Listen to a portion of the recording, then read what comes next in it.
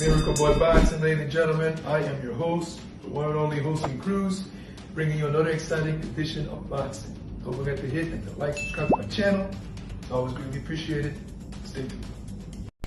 Miracle Boy Boxing, ladies and gentlemen. I am your host, hosting Cruz, and guys, I am here to talk about the main event that took place this past Saturday night in Phoenix, Arizona. ESPN Plus. One of the top super middleweights in the world at 168.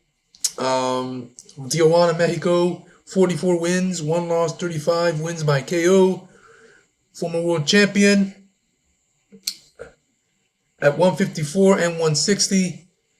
Jaime Munguia has scored a TKO victory in the 10th round against Erik Bazinyan from Canada with originally from Armenia, but lives and currently fights out of Canada.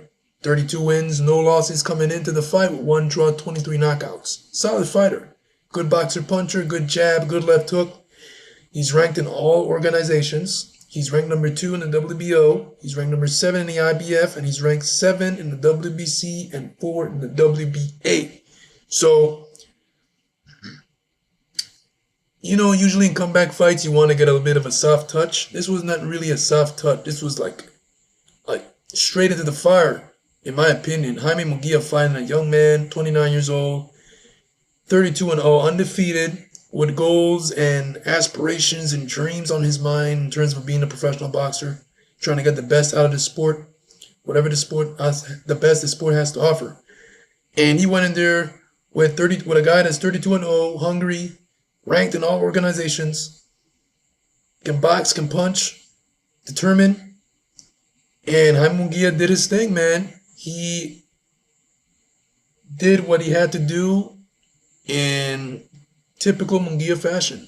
Aggression, a lot of punches, mixing up to the head and body. And it was a competitive fight.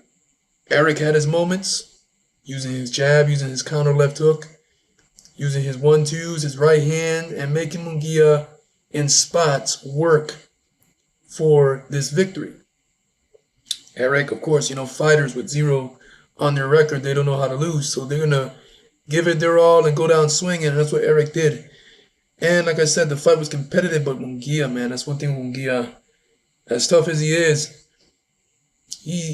and as difficult as he is, what makes him very difficult is that he's very active with his punches. He throws a lot of punches, and they're coming with power.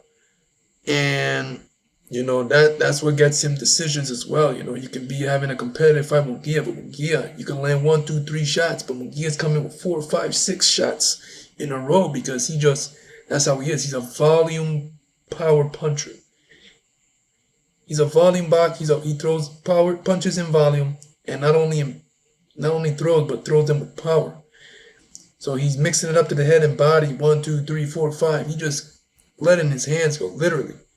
That's one of the most difficult things about fighting Munguia, man. You're fighting a very active fighter who throws a lot of punches in every round, man. He works, and tremendous gas tank. So pretty solid bounce back victory for Jaime for beating a 32-0 fighter, young, ranked in all organizations, and was coming with the same mission Munguia had, which is victory, and to get to a world title shot and fight the best. Jaime Munguia coming off a spirited losing effort by decision to Canelo Alvarez, who is the cash cow in the sport, one of the pound-for-pound best in boxing.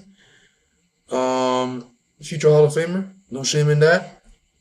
Berlanga got that lesson last week, almost 2 weeks ago. So no shame in losing to Canelo. Once you go in there and give it your all and give him a good fight, that's a win-win. And you make it all 12 rounds. That's a win-win. So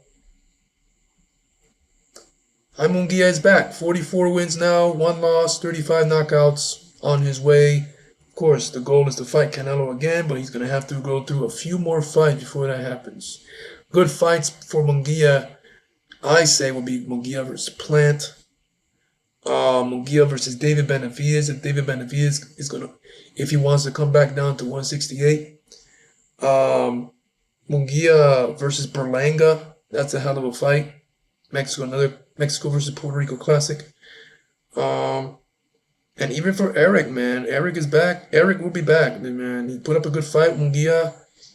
It was just his first loss in 32 fights. He's young. He's ranked in all organizations. Maybe this loss will put him a little bit back, but he still will be ranked as a top 10 168 pounder. So I talked about the amazing upset by Ricardo Fernandez over Alan Garcia. So earlier, well, not earlier, but in my last video, and I said I was going to talk about that before I talk about this main event fight between Jaime Munguia and Erik Bazinyan, and that's what I'm doing. Jaime Munguia versus Erik Bazinyan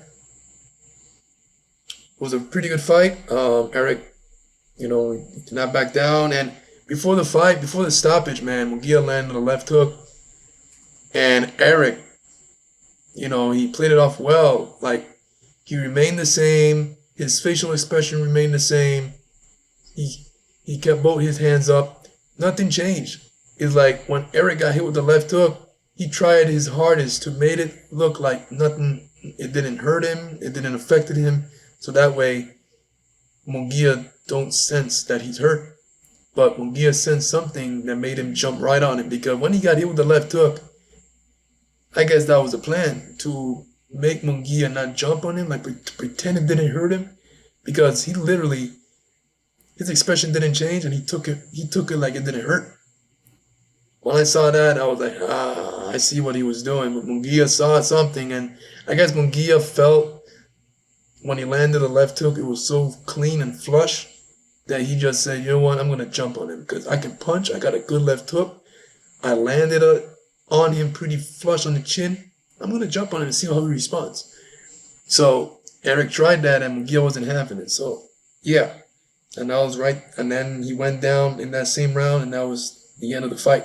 So Jaime Munguia defeats Erik Bazinyan by TKO in the 10th round. He's back in the winning column and back in the... He's back on that journey to become world champion once again. And the road to Canelo Alvarez rematch. Let's see what happened with that. Miracle Boy Boxing, ladies and gentlemen. I'm your host, Jose Cruz. Don't forget to like and subscribe to my channel, guys. It is always a pleasure to talk to you guys about boxing. And I'll see you guys in my next video. Peace.